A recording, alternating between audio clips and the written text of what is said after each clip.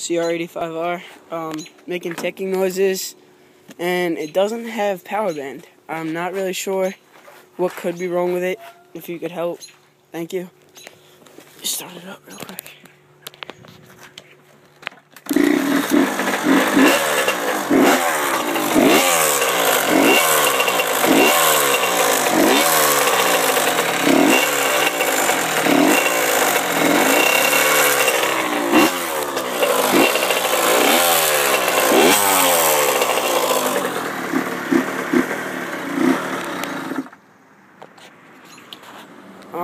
It's also spitting out like antifreeze down here.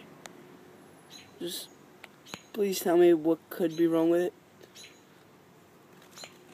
And I will go just to show you the power band.